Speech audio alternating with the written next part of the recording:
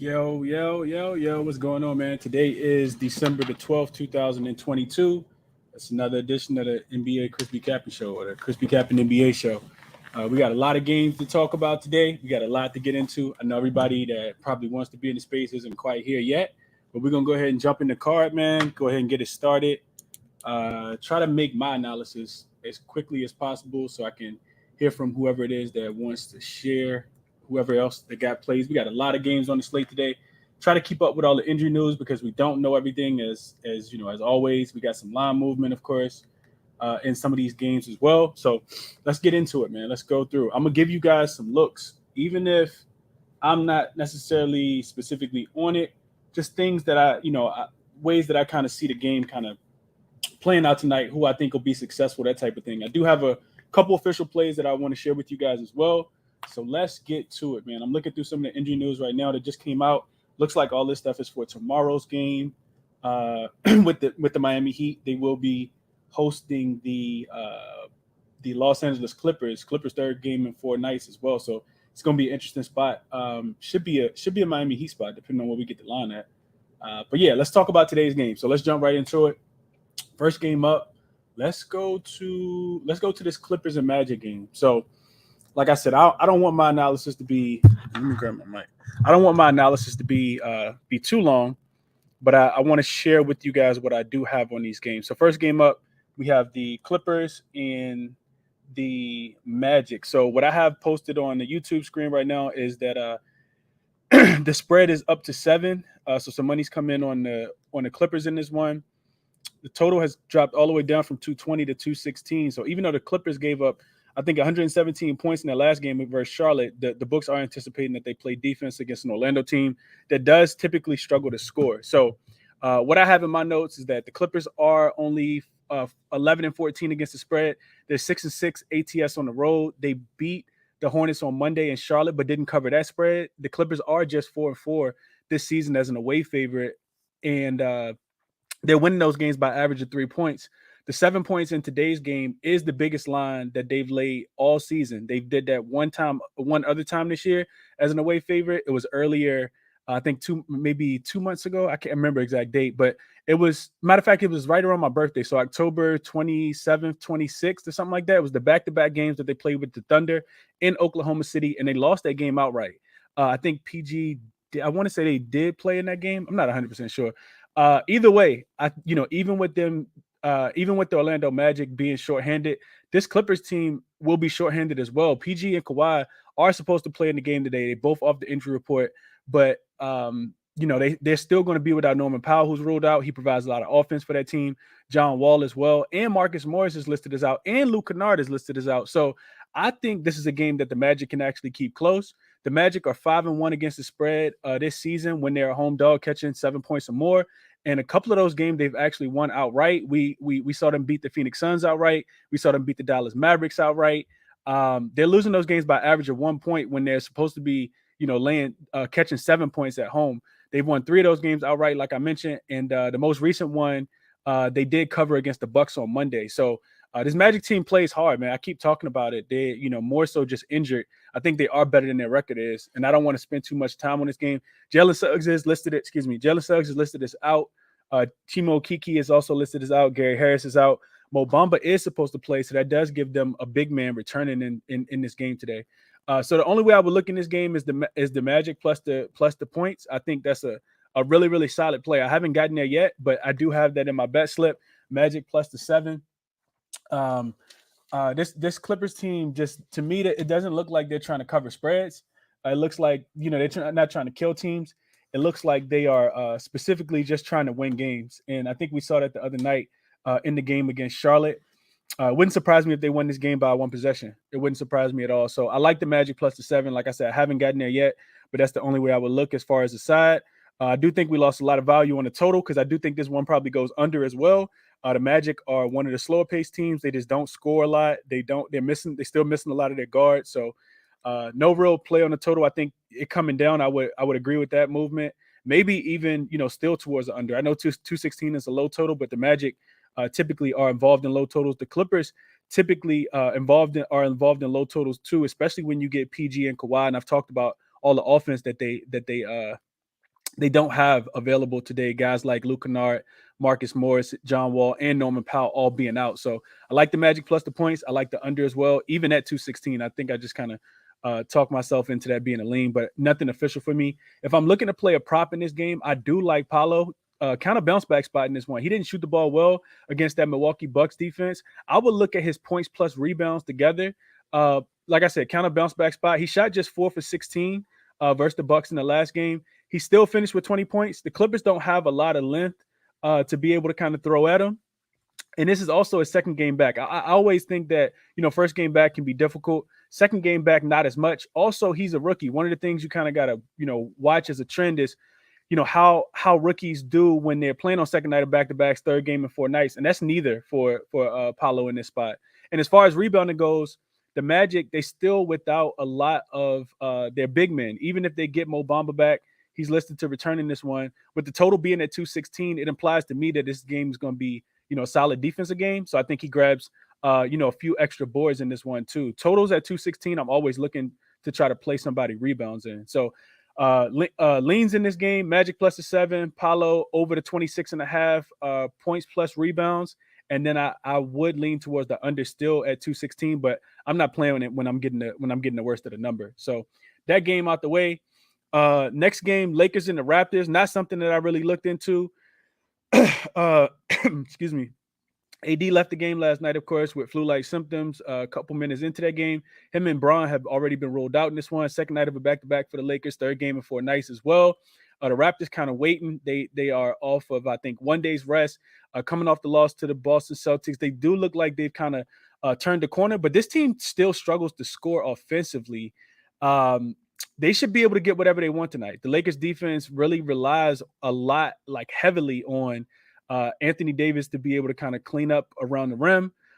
Bron doesn't really, Bron can play defense, but if you watch the games, Bron he's not playing defense this year.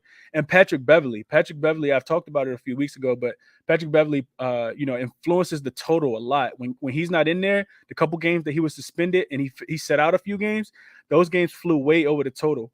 And the Lakers defense, even with them going on this run and being a top-rated offensive team over the last 6 games, their defense has struggled a lot without Patrick Beverley. So if he's not listed in, I would look at the Raptors totals, but I feel like they're already inflated. The Raptors are not the best scoring team, but their totals are already I think the total for the full game is like 119.5, 120. So the books are implying that this game should be a blowout. 12.5 for me still feels like a tad bit too many points, but I can't trust the Lakers on the second night of a back-to-back, 3rd and 4, especially without AD and Bron. So it has blowout potential. I didn't look at any props on the Toronto Raptors side, and not really looking at anything in this game.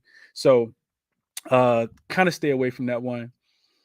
Next game up, the Hawks and the Knicks. And like I said, I'm trying to go fast, so I'm going to try to get the banners up as well. So Hawks and the Knicks, spread is down to 1.5 in some places. I still see it at 2 in some places. You see a total at 231.5. It's gone up to 232.5. I see a 233 as well. Knicks, I wrote this down last night. Knicks should never be favorites, in my opinion. Pretty much never, ever.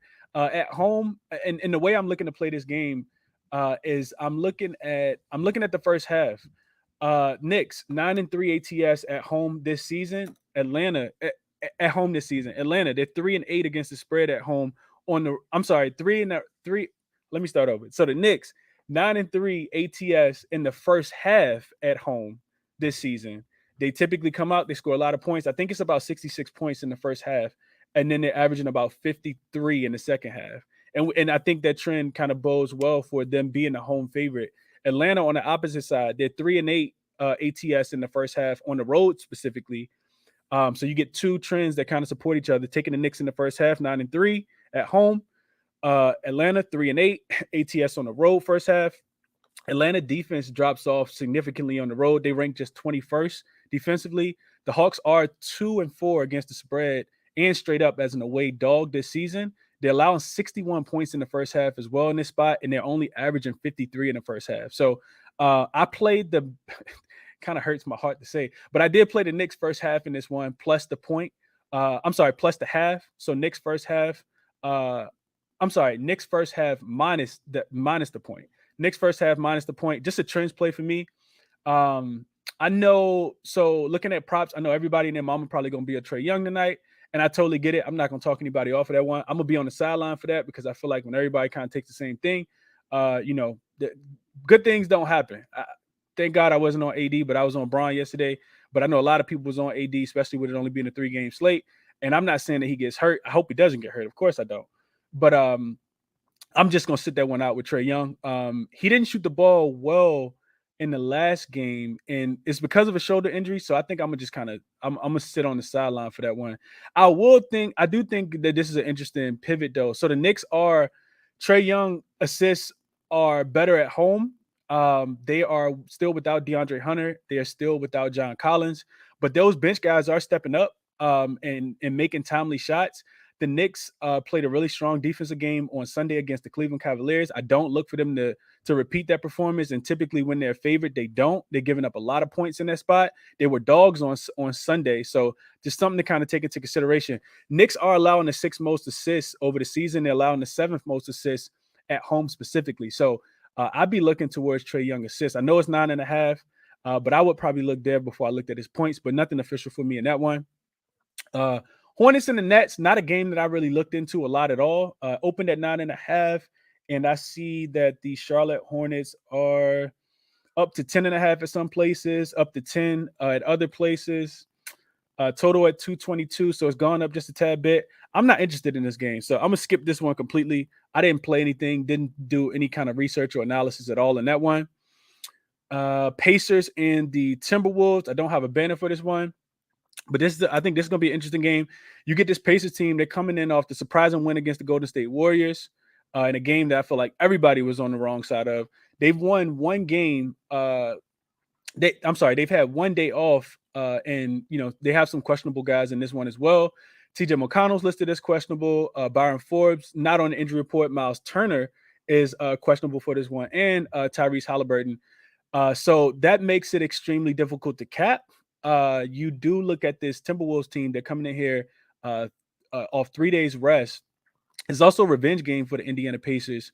We bet them correctly in the last game. It was a few weeks ago where the Timberwolves were going on the road to play them in Indiana.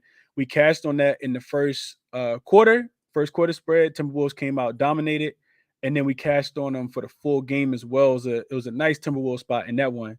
What I was looking at in this one specifically, though, especially with Cat not being there, Rudy Gobert being back from the injury, hopefully he doesn't do anything foolishness. He doesn't do anything foolish and can actually play for this game. The numbers I feel like are spot on. Like they're the totals as far as first quarter, first half. This Timberwolves team first quarter total was like 30 and a half. I think that's priced about right. Wanted to get there with that. The first half total is 60 and a half. And I think, you can miss the first quarter by a point. A la last night when I took the man, I don't want to talk about it. Denver Nuggets 29 and a half. They finished with 29 last night. Jamal Murray missed a couple free throws. They turned the ball over like 5 times, missed a couple layups. But I think, kind of pivoting, or, you just play a half unit on first quarter and you play a half unit on first half. I do feel like the Timberwolves will have 61 points in this one. I haven't locked that in yet, but the Timberwolves first half is the play that I have written down. Like I said, just haven't put it in yet.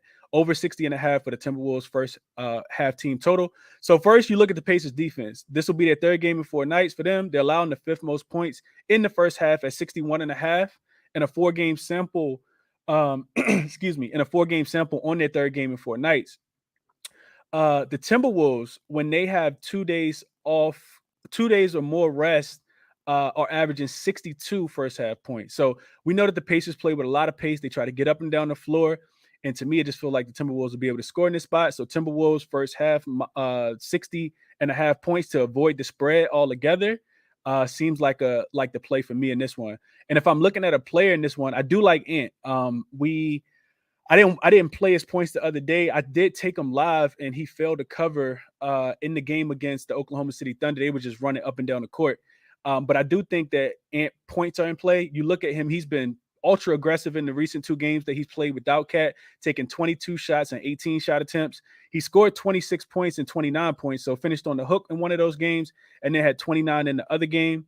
Timberwolves Off 3 days rest, I think that's the perfect spot to kind of to buy Anthony Edwards points.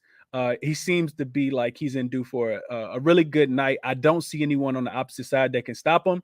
And when Ant puts his head down, he can pretty much get whatever it is that he wants. I also think that, without having a guy like Miles Turner in there, who is listed as questionable for this one, Jalen Smith is also listed as questionable for this one. Ant can pretty much get whatever it is that he wants at the rim. Even with Miles Turner in the game. So I think a motivational spot for the Timberwolves. I think that they want this one a lot. So I'll be looking at that first half team total over 60.5, and I'll be looking at Ant over his 26.5 points. Next game up, this Bucks and the Kings game. So the Kings are coming to the East Coast to take on the Milwaukee Bucks.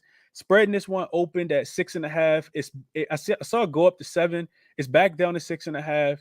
Total at 234, up to 235.5, some 236s and a half as well. So the books are anticipating a lot of points. They anticipated a lot of points, and the public is anticipating even more points because we see the money come in on the over. Grayson Allen's not on the injury report. He missed the last game. Terrence Davis is listed as questionable for the Kings. The Kings have a really, really solid offense. I wrote down Kings +7, but I just hadn't had a chance to really dive into this one as much as I wanted to. They are, I think this is their first game on the East Coast to start this road trip. Who did they beat? Oh, it might be the second. Didn't they beat up the Bulls? No, that game was in Sacramento though. So yeah, I think King's first game on the East Coast.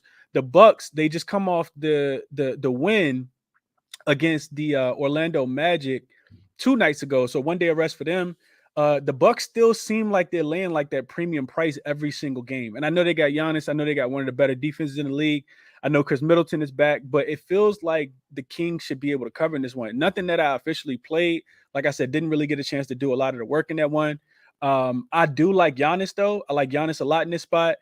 From a matchup wise, they have no one that they can put on Giannis at all. I don't see like a player on the Sacramento Kings that even matches up close to being able to stop Giannis.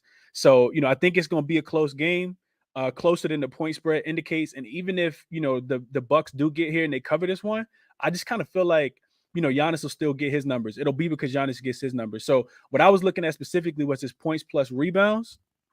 Like I said, point spread kind of indicates that, Giannis is going to be on the floor. He's averaging 34 points and 11 rebounds at home. So that's good for 45 PRA. I'm sorry, 45 points plus rebounds this season compared to just 28 and 12 on the road. So that's only 40 PR on the road. Looking at this Kings team, I think that they can still score. I know it's going to be difficult. I think you attack this Bucks team from the perimeter. So I'd be looking at guys like Kevin Huerter and some of the shooters, maybe even a guy like Malik Monk, especially on that second unit where he should have the mismatch against the guards for the second team for the Milwaukee Bucks. But I do like Giannis over his points plus rebounds at 42.5. Got that one sitting in my best slip too. Haven't placed that bet either. Moving along, this Thunders and the Grizzlies game. So OKC, this one opened at the Memphis Grizzlies laying 6, and the spread is up to 8 now. Total 232.5 down to 232. Still some 232.5s out there as well. I also see a 233. So people not really knowing what to do with the total in this one. We do know that I think the trend, I don't have it written down, just something off memory. I think Oklahoma City Thunder are 9-2 to the over as away dogs this year. So those games typically fly over the total. You see this Oklahoma City Thunder team, they continue to score points. They're coming in off 1 day's rest and the recent outright win as a 6.5-point dog against the Atlanta Hawks the other day. You also, on the opposite side, you get a Grizzlies team that, had a really, really impressive win against the Miami Heat on Monday night in a game that, a lot of people didn't see that one going that way. I didn't see that one going that way either. Now, they were shorthanded in that one without Ja and without Jared Jackson Jr. Zaire Williams is also listed as questionable. He could make his return. So with Ja and Triple J back, I put out a Bet US play on my timeline earlier for this game specifically, and it addresses the total. And when I'm looking at this game, it was really, really difficult to figure out whether I wanted to play the Grizzlies first quarter team total over, or if I wanted to take OKC and Memphis collectively to go over the total. And I want to say the total is still the same. I wanted to put that video out early because I thought the total would increase. So the total is 58.5. I think it's still you still get the same number, but I think the value just went down. I think when I played it, it was minus 110, and now it's like minus 128. So I think that's because money is coming in on the over. So looking at the trends in this one, Memphis averaged the third most first quarter points on the season at 32.7. They're also 8-3 at home to the over in the first quarter. On the season, OKC is allowing 31.5 first quarter points, which is the second most by any team. Only the Spurs are allowing just a half point more. And then over the 13 games on the road, specifically, the Oklahoma City Thunder allow slightly more. They're allowing 32 points in the first quarter. OKC is playing at the third fastest pace in the first quarter, specifically on the road as well. So you get this really fast-paced environment where they're just running up and down the court, not really caring about how many points that they're giving up. They're just playing really hard. They lack a lot of interior defense and a lot of interior presence. So a lot of the times it's real easy just to kind of go to the rim and get whatever it is that you want. But I ended up so I couldn't talk anybody off the Grizzlies team total, something that we played, religiously last year. I couldn't talk anybody off that. The reason why I played OKC plus Memphis over the 58.5 is because Memphis, looking at the trends, Memphis also gives up points in the first quarter. And one of the things I looked at was Memphis on the third night of a back-to-back. So they're on the third night of a back-to-back, fourth game in 6 nights as well.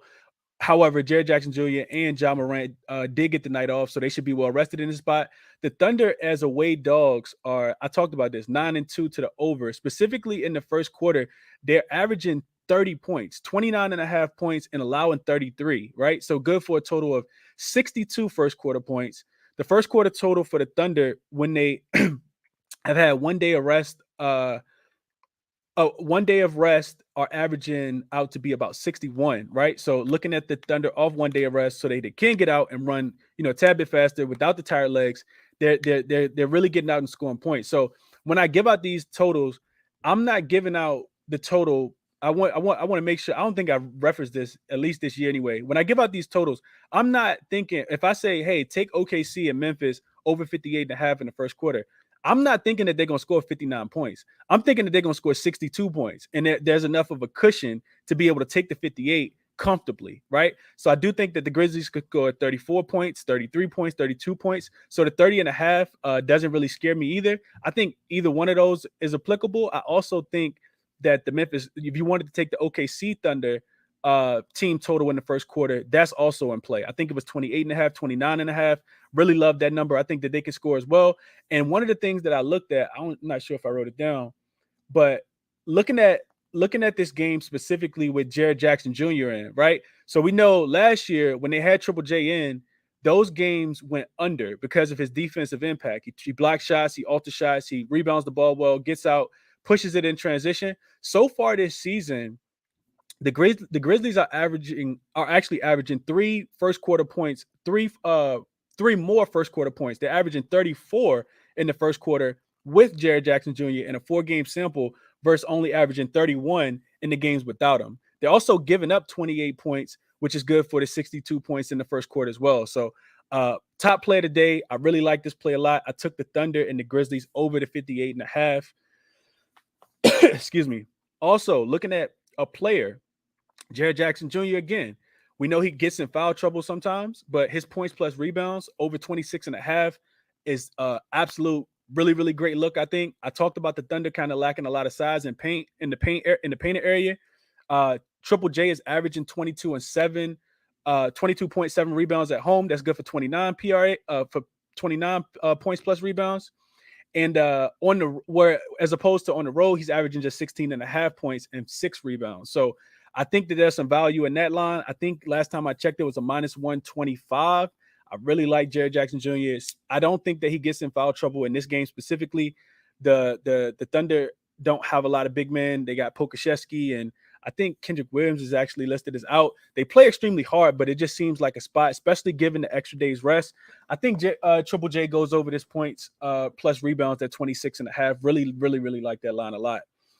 Moving along, this Pistons and the Pelicans game. Didn't really cap this one too much. I didn't want to cap the actual game. The Pistons have been impressive as away dog, especially when they're catching double-digit points. They won last night outright as a dog in Miami in a game that didn't have Jimmy Butler. And on the road specifically, they went on the Western Conference road trip last week, and they looked really, really good in that spot. So I'm not in a rush to back the Pelicans. The Pelicans have been playing well at home. They beat up on the Denver Nuggets the other day. But I do think that you continue to attack this Pistons team, especially on the second night of a back-to-back, and especially in the guard position, right? I think looking at a guy like Jose Alvarado, I wouldn't expect for him to have the same performance that he had the other day against the Denver Nuggets. But the Pistons defense is pretty similar to the Denver Nuggets when you talk about it just being a lack thereof. I'm specifically looking at CJ McCollum.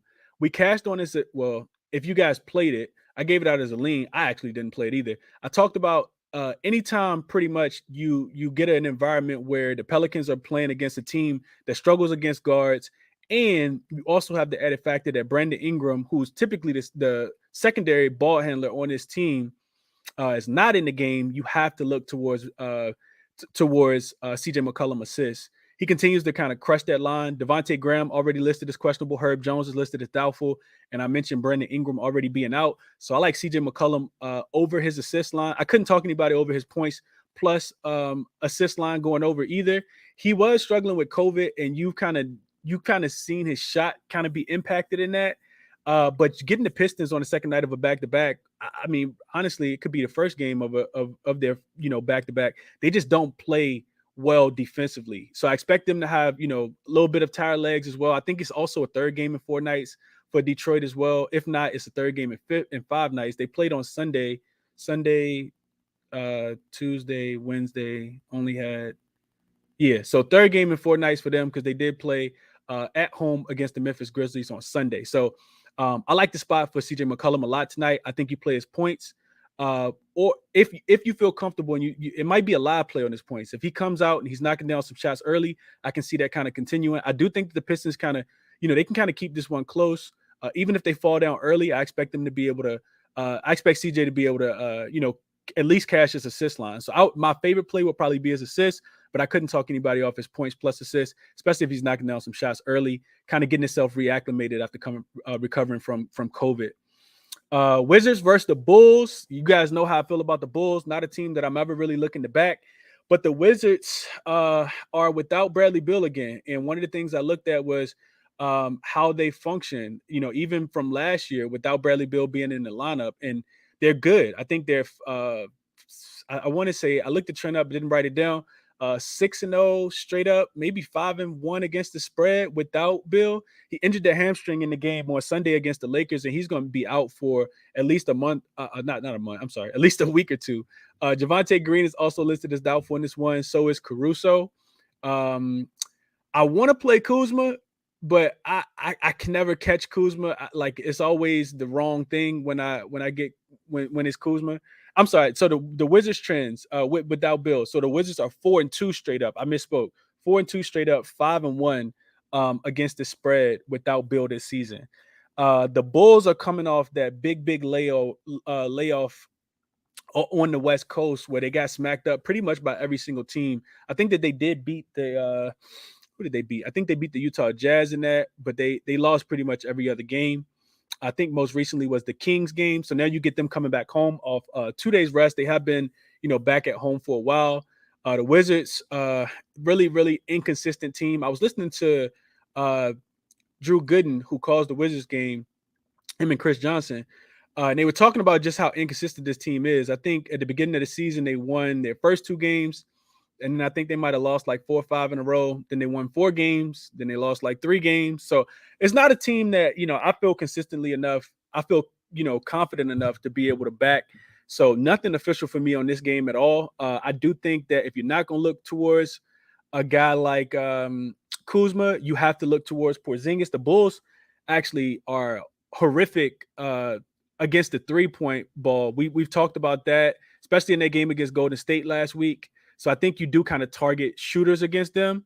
Porzingis is somebody else that I'm kind of hit or miss on. Most of the time misses. So I don't tend to, want to back him. He's going to shoot at least 8, 9, 10, 11, 12 threes. He should be able to make a few of those. But, and he should be ultra aggressive as well. I think, both of those guys, Kuzma and Porzingis, typically step up when Bradley Beal is not in the lineup. So that's what I got for you guys there. I also feel like nobody on this Wizards team can guard DeMar DeRozan. Take that for what it's worth.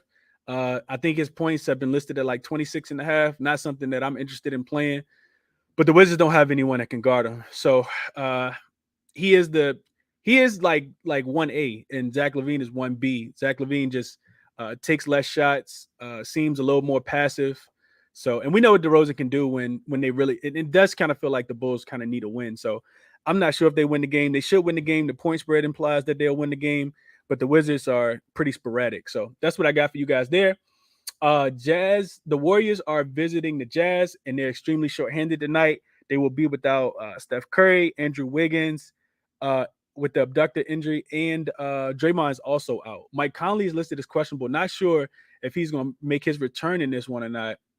One thing I was looking at in this one was the Jazz team totals, because the Warriors are horrific on the road. We know what they've been doing on the road specifically. So looking at the trend, there's been 2 games so far this year where Steph Curry and Draymond have not played, and you can include Wiggins in that as well.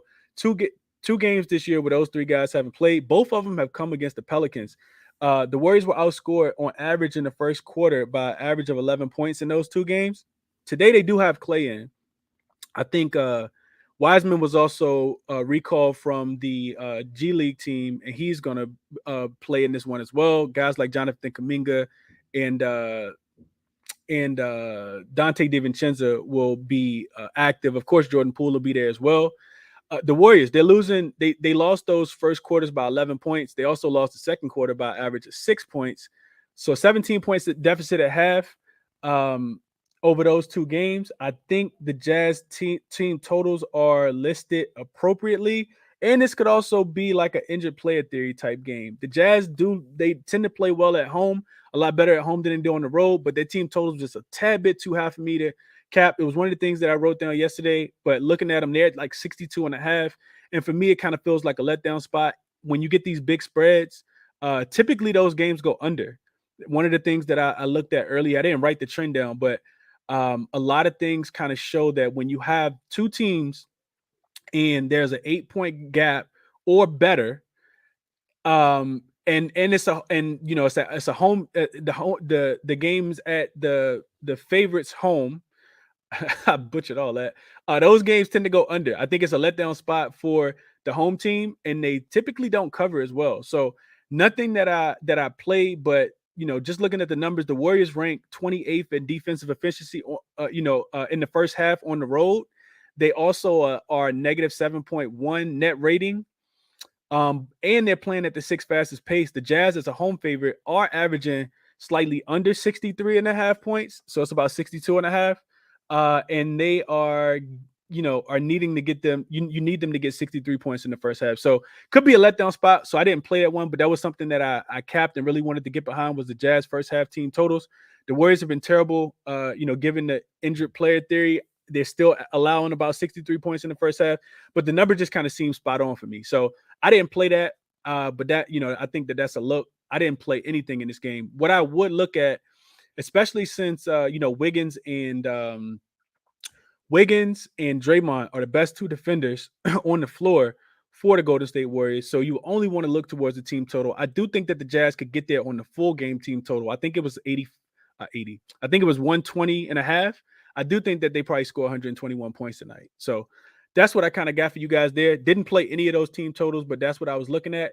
The Warriors also really struggle in the painted area. They give up a lot of points in the paint. We saw, even without Miles Turner in the game the other day, Jalen Smith was able to pretty much get whatever it is that he wanted. I think he might have had a career night. Points plus rebounds cash. I think both of those cash individually as well. So that's the way I'd be looking to attack. Whoever scores the most points in the paint, just take that person against the Utah Jazz. Next game up is this Celtics and the Warriors game. And I want to say this is the last. Damn, I made it. Okay, it's the last game. So I got a lot of conflicting trends in this one. Celtics come in this game off 2 straight wins. They beat the Boston Celtics on, when was that? Sunday. And then they had the back-to-back on Monday against the Toronto Raptors and beat them as well. Celtics 20-5 straight up on the season, 16-9 against the spread, 7-5 ATS on the road. They're also 8-2 in their last 10, both against the spread and straight up as well. This is their third game in 4 nights. And their fourth game in 6 nights as well. On the opposite side, the Suns, they are 16-8 straight up, 12-2 straight up at home, where they play a lot better basketball. And typically it's from a defensive perspective. They're also 9-5, 9-5, I think, against the spread. I wrote straight up 9-5 against the spread at home. They're coming off the 19-point loss against the Dallas Mavericks on Monday, so it should be a bounce back spot theoretically. This is the third game in 4 nights for them as well. It's also the fourth game in 6 nights. You get Chris Paul back. I don't think that probably throws the chemistry off too much. I do think that it slows down the pace if you kind of look at the games with Chris Paul versus the games without him. Torrey Craig is also listed as questionable. Not 100% sure if he got upgraded or not.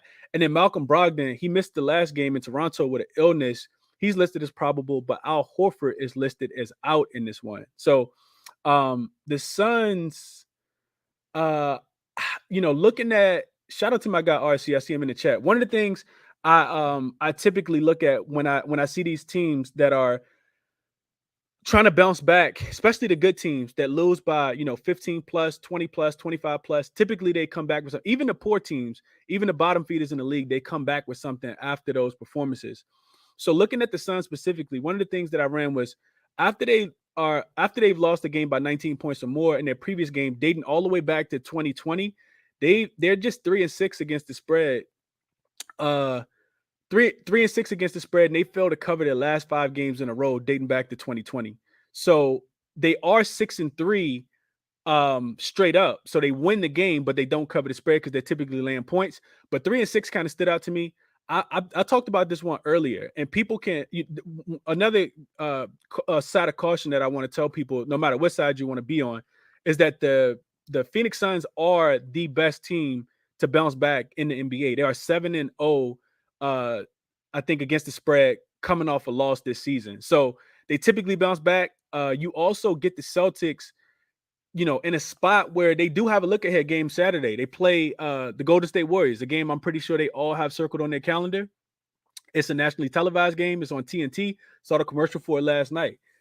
For me, I feel like I haven't been on the Celtics, and there's nothing really that, from a trends perspective, like that they haven't defined so far, right? Like I listened to, and I could give you guys like all the numbers of Celtics. They're 7-1 straight up, 6-2 against the spread this season in games where they're laying between 1 and 4 points, winning those games by average of 8 points, with the lone loss coming over a month ago against the Cleveland Cavaliers.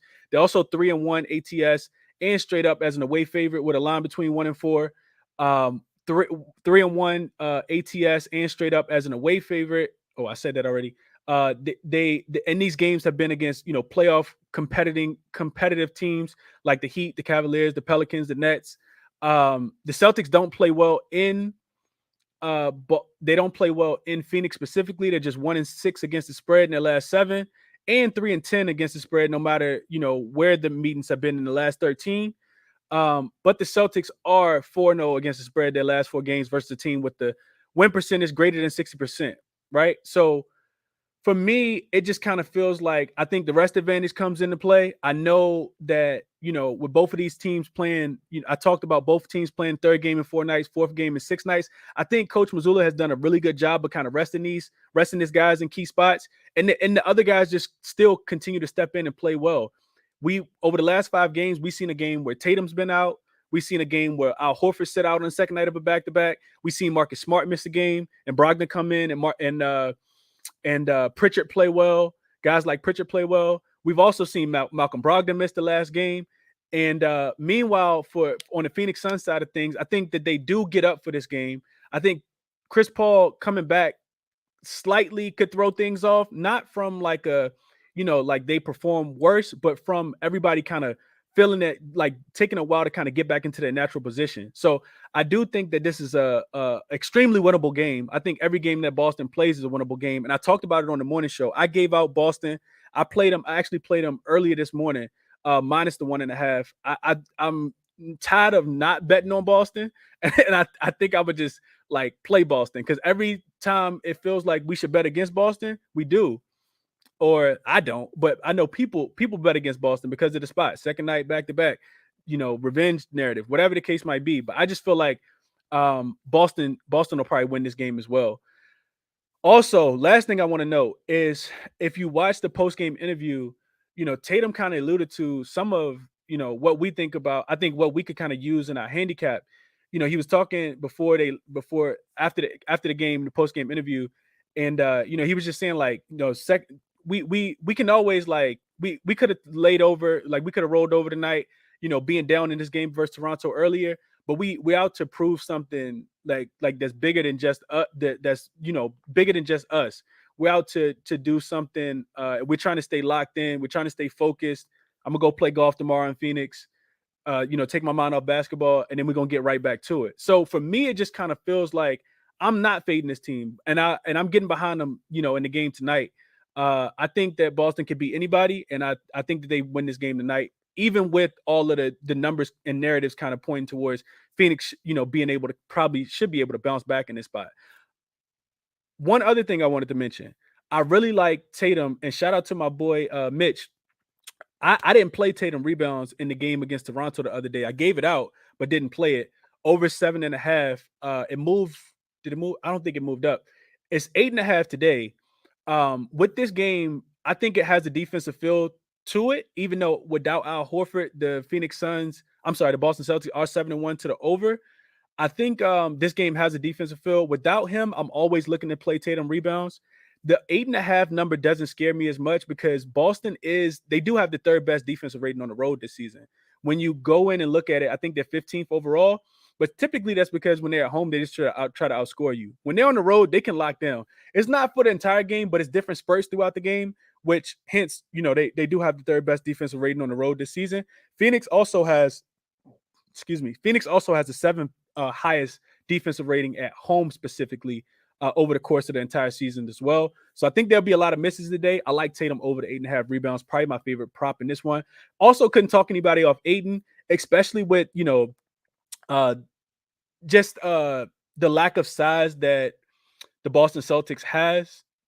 I think Al Horford, I'm sorry. I think someone like DeAndre Ayton probably plays well tonight. So I like Ayton in this spot tonight. He's been playing really, really well. Even in the blowout loss against the Dallas Mavericks, I think he shot 8 for 11. The game before that on Sunday, I was on his points plus rebounds. He cashed in the third quarter against the San Antonio Spurs. So I like him a lot in this spot tonight. And that's probably the mismatch that they do have if they have one that's on the floor. So I know I said a lot, man. 42 minutes in the books. If you guys have plays that y'all want to share, I do want to say this real quick. So for everyone who has a play today, I'm gonna start a timer. I want everyone to try to get their play out just because I want to try to rotate as many people in and out as possible. Since there is such a large slate, I don't want anyone trying to, dominate too much of the time. So if you got a play that you like, I want to start a timer, about a 3-minute timer. I feel like that's, way more than enough time for people to give out 1 or 2 looks that they really, really like only your top look, and then, give out some reasoning why you like that look. So if you got a play and you want to be on the timer, send me a request.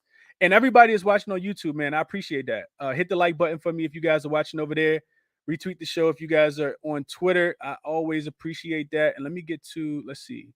I need a big hit. I need a big hit tonight too. What up? What up, JT? I see you in the chat. What up, Mitch? KC, Euphoria, my guys in the building, Markel, Mad Stoney, a kid named Coop. The regulars are here. Akbar, what's going on, my brother? Appreciate you guys, man. I see people on the Celtics with me. I know some people that's looking to fade the Celtics tonight. I'm not looking to fade the Celtics. It's play them or it's pass. And like I said, I've been missing out on Celtics money, man. Celtics money green. I'm trying to get some of that green money. So send me a request if you guys got any looks that you want to share tonight.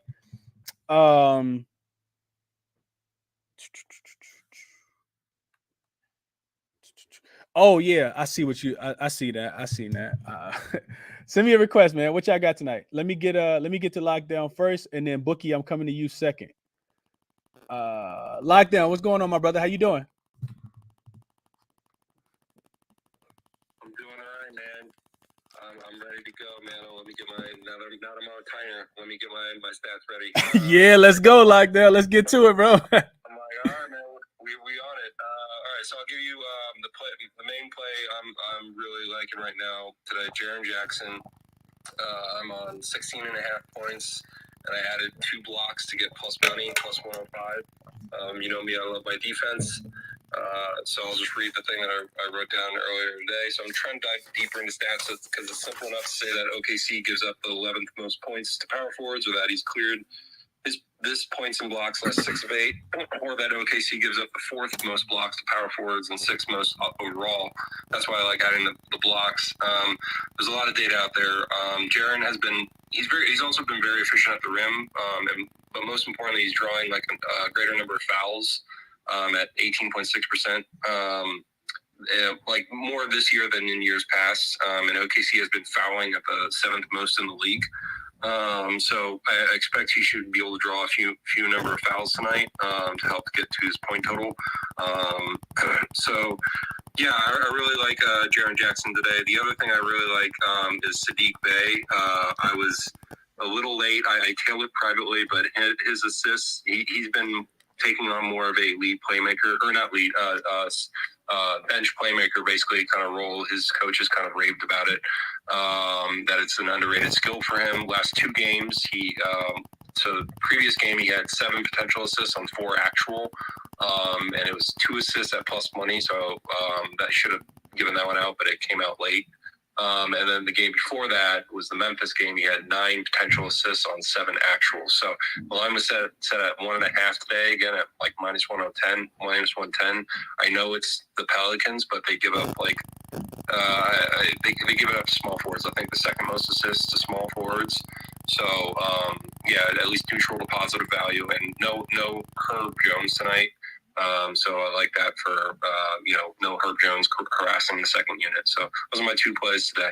And I'll be giving out a parlay on my Twitter soon. Love it. Lockdown. Good plays, bro. I love the Triple J look as well. And check my guy Lockdown out, man. If you guys are especially for the defensive props, Lockdown is a defensive guru. So I appreciate you sharing the looks. Appreciate you sharing the looks, Lockdown. I hope you cash in, my brother, as always. Yeah, good luck today, man. Absolutely, bro. Let me get to Bookie. Bookie, what's going on, my brother? Anybody else got looks? Send me a request, and I'll get you guys up. What's up, Bookie? What you on today? It's good, brother. I'm actually on that Sadiq play too, but I'm gonna give out my main play first. I just add a couple stats to that. I like Jordan Poole under 7.5 assists. Without Steph, when I was looking at it, the hit rate wasn't really there. The averages, he was still averaging a decent amount of assists. When you filter out without Draymond too, he's only averaging 4.8 assists on 9.2 potential, under in 7 or 9 games since I think 2020. And then looking, Utah obviously allows not a lot of 3-pointers. So when you look at how many assists they give to point guards, they're allowing the 5th least, I believe it is. And then looking deeper, just 4 18 point guards playing 28 minutes plus Utah have recorded 8+ assists. So I really like that. And then the Sadiq play, I laddered that yesterday. He actually had 0 in the first half, and then ended up getting up to 4 because he was playing a majority of his minutes with Alec Burks and Corey Joseph on the floor. But I was watching the game. Towards the end of the game, he subbed one of them out, and it started working much better as they started shooting unconsciously from 3 against Miami. And if he sticks to the same changes, I think he'll just have even more potential assists tonight. His drives per game is up to 12 over the last 2 games compared to his 6 on the season. I think 3+ was plus 259 on DraftKings. 4+ wasn't out yet. I definitely would love to ladder that again. And then I'm also actually on DeRozan points.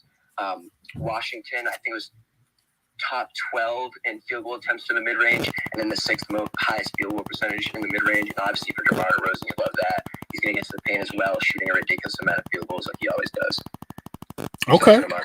Nice. Hey, Bookie, you got at the show with those, Bookie, so I can retweet them. Got you. Good luck, Joe. Absolutely, bro. Absolutely, man. Best of luck to you. Let me get HB up here. What's going on, HB? Anybody else got looks? Send them to me. Send them your request. I'll get you guys up. HB, what's going on, my brother? Can you hear me?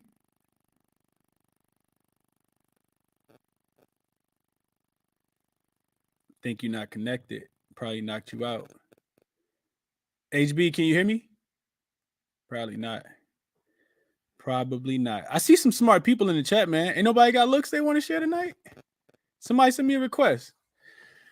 I got one more thing I wanted to add real quick. Hey, Bookie, you still had a minute and 25 seconds on the shot clock, bro. Obviously, I love Nembhard tonight, man. I fell in love with this game watching him, man. He's incredible. But one of the things that obviously Halliburton and McConnell you want to monitor, but definitely you also want to look for when the starting lineup comes out, if it's not too like last minute before the game. I think it'll come out once Halliburton is ruled in and out or out. Because Nembhard, you might think obviously running with the bench unit might have more freedom, but the game he played 30 minutes. Coming off the bench, he only had 1 assist, and then the game he played with Halliburton, with him going down, obviously, but he still played 25 minutes, I think, and Nembhard played 27 minutes, majority of the minutes with him. He actually had 4 assists, and that's when he had more potential. I think it was 12 or 13. And the game in Utah too, still 4 or 10 assists actually playing with Halliburton in the starting lineup.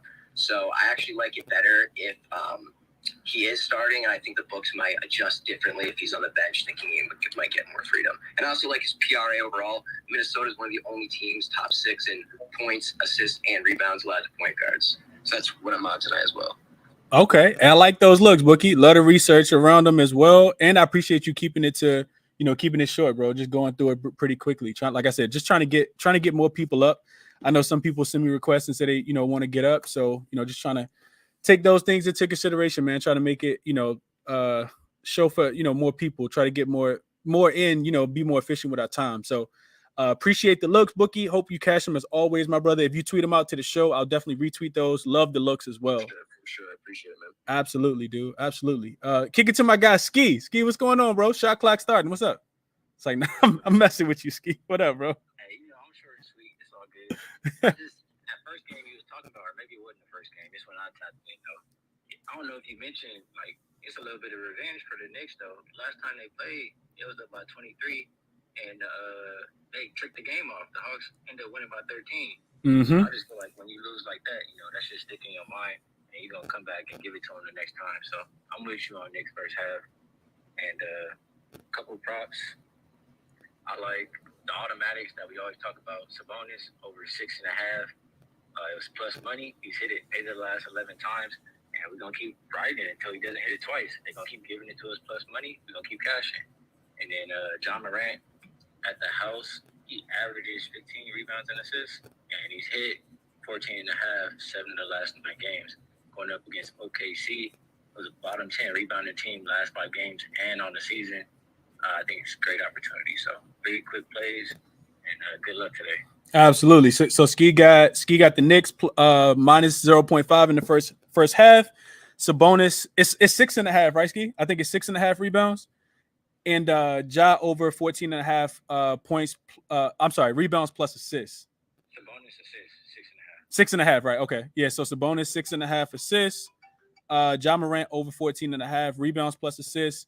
And then we both aligned on the Knicks first half minus the 0.5. They should be winning the game at the end of the first half.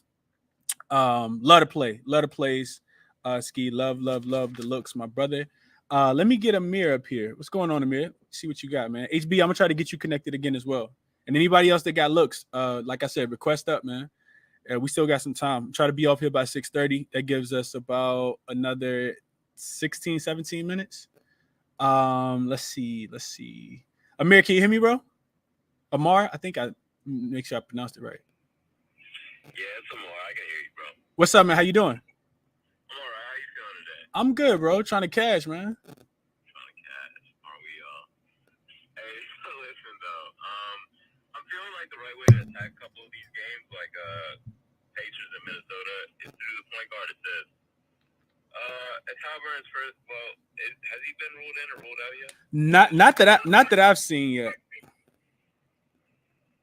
Well, I mean, if he is ruled in, I don't expect him to really be trying to score too much, trying to do the most. I feel like attacking, Halliburton's assist and D'Lo's assist too. To be honest, might be the right way to play that game. High pace, high total tonight. As opposed to trying to. Because, I mean, hear me out. The thing with the Pacers is, I feel like it's one of 3 players that are going to do their thing, maybe 2, Mathurin and Halliburton. Mathurin's been terrible lately, but eventually he does need to pick it up. And why not against a team that he scored 21 against last time they played earlier in the season? I just feel like eventually he does need to pick it up, but can't really get a quite a right grip on that game. So don't want to just say play any of those guys per se for points or threes. So I just feel like Halliburton assists might be the right play there. Also feel like tonight might be a bowl night, not in terms of at least rebounds or points, but threes. If you look at his game logs, every couple of games he decides to shoot a couple more threes than he usually does, and I feel like it might be this game, because if you look at power forwards against the Clippers over the last couple of games, they've been absolutely torching them. Like every game, it seems like power forward has 20, 25. PJ Washington a couple nights ago. I was just looking at it, but if you want, you can go look at it. But I'm definitely on Bobo threes tonight. I just feel like that's one that nobody's going to talk about, nobody's going to touch. So I like that, bro. Nice contrarian look for sure. Nice contrarian look. And a lot of the times with these teams that like are missing so many players and so much of their efficiency on the on the offensive end, you got to look at somebody, So if you feel like you got an edge, you kind of got to look at somebody on that team to be able to score. So I like the look. So I hope you cash him, bro. I appreciate you, bro. Absolutely, man. Absolutely. HB, can you hear me? If so, the floor is yours, my guy. Yo, you can hear me? Yeah, you good? What's going on? Yo, come back to me. Okay. Real quick. All right, cool. You can come back to me real quick. Okay. So anybody else? I don't even have any more requests. Anybody else got a look they want to share? Like I said, I see some smart people in here, man. Yeah. All right, if that's the case, I'm gonna make it quick. I think you said this too. Jason Tatum, over with rebounds, he's on like a crazy streak, like 10, 11, whatever. And I want to ask, what do you think about Trae Young over with assists if he's on a streak also? Yeah, I talked about you might not have been in here, HB, but I talked about pivoting to Trae assist tonight too, just because the Knicks, they struggle against the point guard position, and he's been the primary ball handler, even with DeJounte being there now. So I know a lot of people on his points tonight. I don't have a play on his points or rebounds, so it's not strong enough for me to actually play. But I would actually lean towards his assists. Him going over the 9.5. Yeah, I was thinking the same thing. I like that Sabonis. Whoever said that Sabonis thing, that's why I said come back to it, because I'm currently locking that right now. Yeah. Other thing I want to mention real quick, HB, is this: like the Hawks on the road, they typically they get off to slow starts, like in the first half and in the first quarter, and they typically pick it up a little bit if you look at the trends in the second quarter. So I do think that if you want to play Trae Young assists and you don't want to take it at 9.5, you could get a live line, maybe at 8.5 if he hasn't distributed the ball a lot at the very beginning of the game. So just another way to kind of look at it. That's smart. I like that. All right. Yeah, I might just do that too. I can't. Like, I'm in New York. I live in New York, Queens. I can't not back the Knicks. Like, it's just not in me. Like, I'm a fan, but so yeah. I like that look. I'm gonna do that. Yeah, absolutely, bro. Appreciate you sharing, man. Hope you cash him tonight too. Absolutely, bro. GG, kick it to you, man. What's going on? How you doing, bro? Yo, what up, bro? How you doing, man? Pretty good. Hey, I just saw Rudy Gobert. I'm on BetMGM, and I saw Rudy Gobert 0.5 assists over. Anybody like that? Because I'm like, just one assist. What could go wrong? Hey, when a couple games, he had a couple zeros. I'm like, oh shit. That's why they got it listed at a half for a reason, my guy. They not giving you no free money. Okay. I just had a quick question about that. Then as the bonus 3-point, I take that every time. The nigga make it for me. I can't go wrong with that. What is it? What is it? 0.5? Yeah, 0.5. What's the odds? What'd you say? What's the odds for him to hit one? 110 plus 110. Plus 110. Okay, 1 3-pointer for Sabonis tonight and on the road. Okay. Hey, I hope. Yeah, so I'm fucking with them two right now. If he don't get the assist, I ain't gonna be mad at it. Right. Okay. Hey, I like the looks, bro. I hope you cash them, man. Best of luck to you. For sure. Mo Diddy, coming to you. What's going on, my guy? How you doing? What's up, Chris? How you doing, bro? I'm good, bro. How you doing, man? I'm good. So this is my first time hopping on the mic, but I felt like I had to because every time I message you, a play and then it hits. I had the Bruce Brown and then Dennis Schroeder last night. I felt like I had a share. So for tonight, I'm going with Jalen Noel over 14.5 points. Last game he was in foul trouble and he still went over 21 points. And I think the game before that he finished with 24 points. So with Cat not being in the game, I think this is a good spot for him. Absolutely. I love that look, Mo Diddy. I was actually looking for his line in the last game and they never I couldn't find it. Like I didn't see it posted. I typically don't check right before the game because I don't write those things down and I probably need to do a better job of that. But I love that look, bro. I do think that he's one of the guys that, fills the void for he's not a center, of course, he's not a big man, but he's the guy that scores some of these points. Even with Cat not, being there, the total isn't, low. It's not reflected upon the total at all. Like, this game's gonna go. They're not going to score points. So I love to look there. And I think, if they do get to their points, it's going to be because some of those guys off the bench do contribute too. So I love that look, Mo Diddy. And I also think, like I talked about, Pacers are they're still in a bad spot, like third game in 4 nights, 4th and 6th.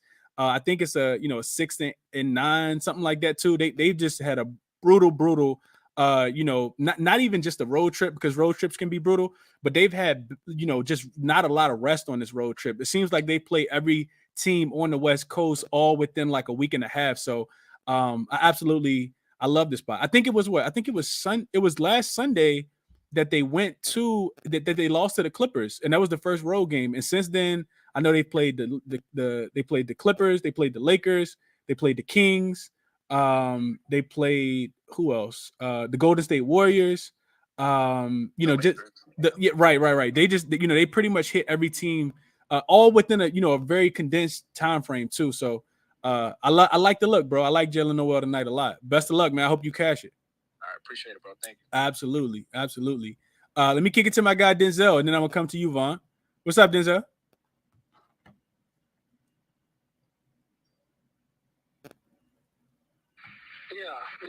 I got a couple plays, man. I have a lot of plays. I'll be putting them out on my channel because it'd be fun. With the Bulls game, man, I'm looking at I'm at work. I like Vucevic rebounds, man, and possible double-double. I'm splitting something on the double-double at minus 125. I'm also about rebounds in this spot versus the Magic here. I've been riding rebounds and assists for Pascal Siakam for quite a while. So I'm going back to the well there. Over 6.5 assists for Drew Holiday, and last play I was all over. You already mentioned it, so I ain't gonna say it, but you had already mentioned it. I really like Ant tonight, so there you have that. Those are some strong plays that I personally think are pretty strong. I got some love for Dennis Schroeder.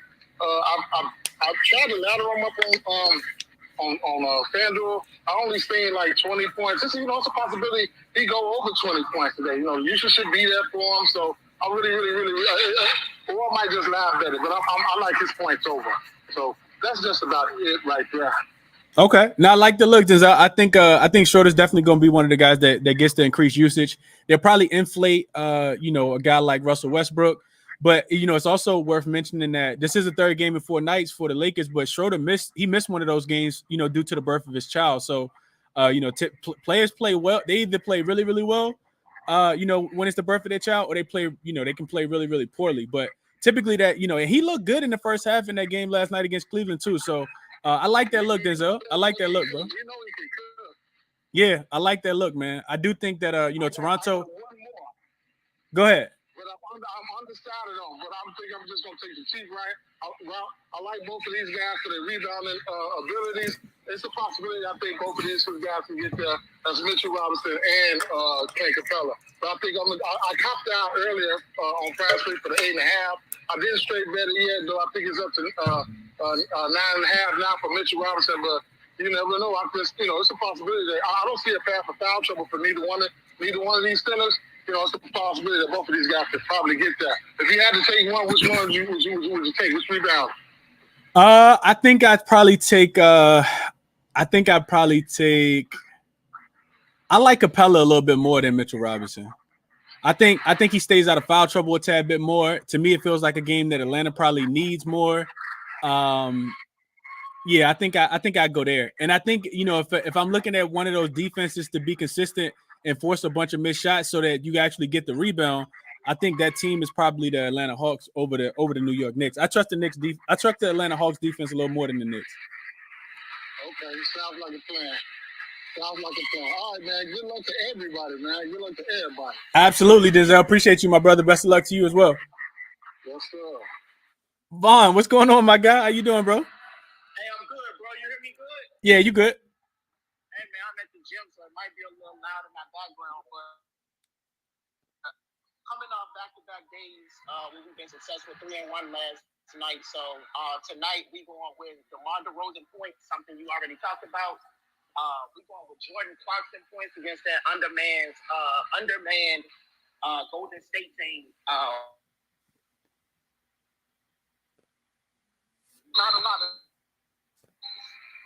So we going with Jordan Clarkson points. I went with Vucevic rebounds, DeAndre Ayton rebounds. Those my favorite 4 looks for tonight. Top plays, 1.5 unit on a couple of those. I'm going to get there with Milwaukee first half spread.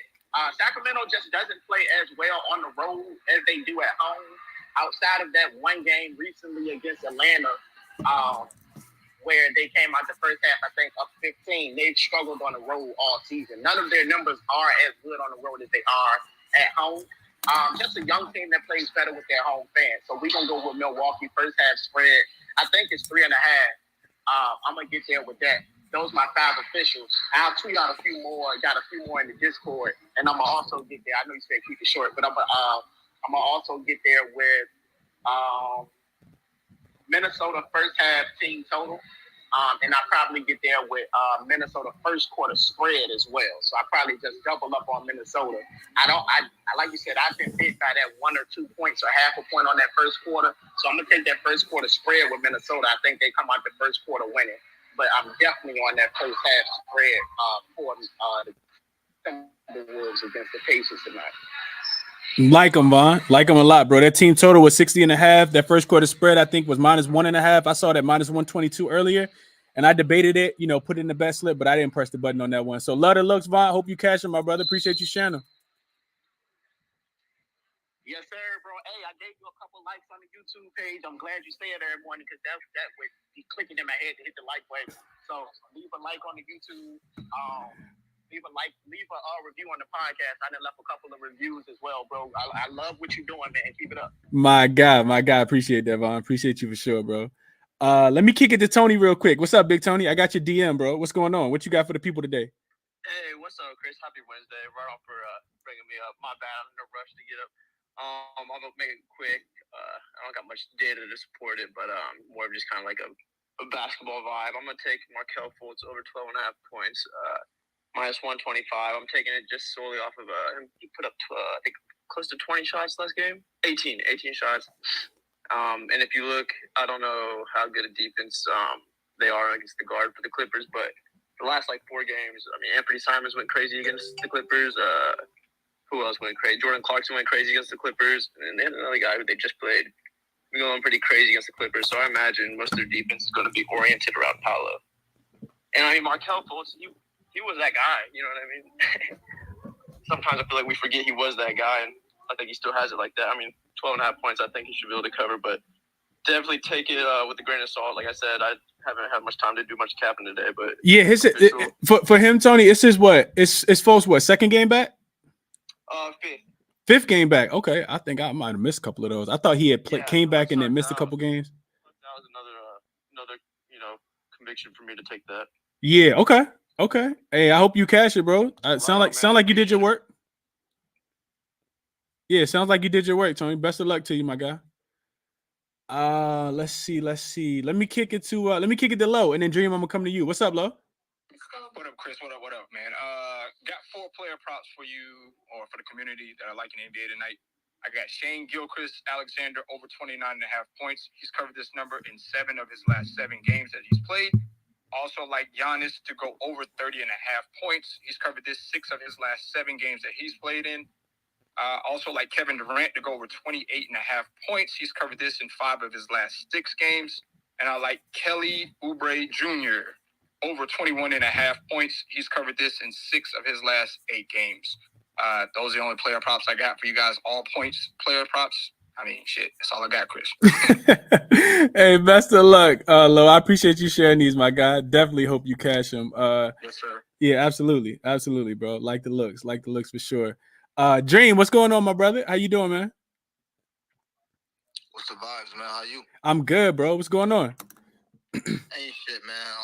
I be catching the show. I just be doing a lot of shit in between 6 and 7, so I don't got a chance to really come up like I want to. But salute you for the YouTube. I be catching that in the morning too, man. So, my guy, appreciate the love, bro. Appreciate the love, Dream. Yeah. I got a few plays, man. To piggyback off what homie just said, I'm on Shy 29.5 over that. Not only did he cover 7 of his last 7, he covered 11 of his last 12, and the only team that he didn't cover against was Memphis. He just shot horrible, so that could be like a little revenge get back factor. So I also played his over 5.5 assists. It's juice like a motherfucker, so tell that with caution. But I figure if he don't get the points, he'll get the dimes or both. I like Bogdanovich from Atlanta, over 13.5 points. I just love him tonight. He typically does well in the Garden. If you into like alts and all that, you might want to alt his threes. I think 5 threes is 950. And his points too. Malik Monk, 15 points. It's minus 135, slightly juiced, but I like that. I feel like Malik Monk is like the alpha of that team now. Fox, I don't know what's going on with him. He's up and down with his shot attempts. Malik Monk really come off the bench, and it's nothing for him to have 10 attempts in the first half. So that's a fact. Yeah, I love that look right there. And my last look, Russ, over 26.5 points and assists. I feel like he could easily, get a triple-double tonight if he really wanted. So that's it. And if you want a flyer, Royce O'Neal, you could build him to get a triple-double. I think it's like plus 7,000. I just got a feeling that he might get a triple-double today or a double-double. And Jonathan Kuminga, double-double's like plus 1,300. Kuminga double-double. Okay. Kuminga, he definitely gonna have the looks for sure. I had the time to get it. So. Yeah, you're right. So another thing that kind of came to mind too while you were saying that, Dream, is that if the way you attack, the Utah Jazz is through the interior. They typically run you off the 3-point line. So I do like the guy who's gonna score the points in the paint. We know Klay gonna be shooting all the threes. I like that look. I like that look a lot, Dream. I also, I hadn't really broken that game down a lot. I talked about Malik Monk. I don't know if he was in here or not, Dream, but just him being in that second unit, and coach will leave him out there. Like he'll leave him out there and let him play 30, 35 minutes. So I really like the Malik Monk over 15.5 points. Kind of getting against. I didn't look at the point prop, but going against that second unit. But the Kuminga play is interesting. I think looking at that game, I might look at Poole too. Maybe his assist because he's gonna be the primary ball handler, of course. Without Klay, we know that the Jazz don't play as much defense. So I do think it's still a way for Golden State to be able to score. It's not like they projected to score 95 points. So you kind of just opened my mind to that, Dream. I appreciate the looks, bro. I hope you cash them. Anytime, man. I appreciate y'all. Good luck. Absolutely, bro. What's up, Tony? I see you put your hand back up. What's up? Yo, my bad, Chris. I just got back, so I'm able to look at lines and shit. I don't know if I'm just drunk or whatnot, but they got DeJounte Murray's line for assist at 5.5, and he's averaging 6.5. So I mean, I'm official on that for sure. Just on strictly numbers, he averaged 6.5. I'll take it, and he had 9 assists last time they played the Knicks. So I just want to get that out. I don't know why it was so low. I know Trey's gonna be having the ball a lot, but he's averaging 6.5. That's enough for me. Yeah. I would look not to discourage you from the play. I would look at his potential assists on the road versus being at home. I don't know what that number is. It might even get better, but I do feel like I talked about, Trey being the primary ball handler. It could be a DeJounte game. DeJounte is the one who killed them in the second half, specifically, turnovers, forcing turnovers that led to offense in that game last month when they played. Ski kind of alluded to it earlier, them, being down by 25 in the first half, losing the game by 13. A lot of that was DeJounte, kind of turning the defense up. The Knicks are a very streaky team. They typically come out hot. They run too hot, and then they cool off.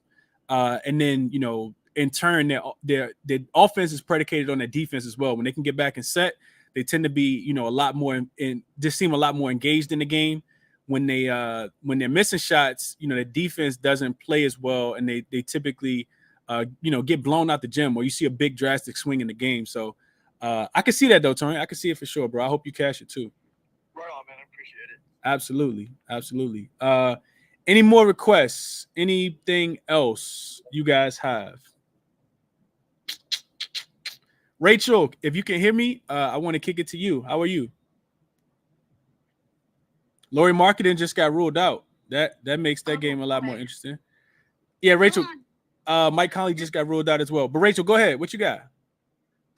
I'm more into college basketball. I'm wondering if you're always about the big league, or do you sometimes talk about, Loyola or DePaul University and the Blue Demons?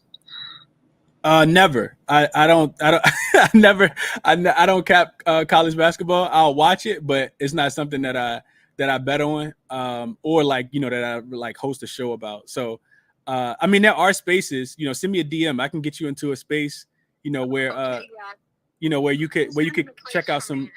Yeah, no, absolutely. I appreciate you sharing the request though. Like I said, shoot me a DM and I can get you to, a couple shows, a couple spaces where, college basketball is being discussed on a daily basis.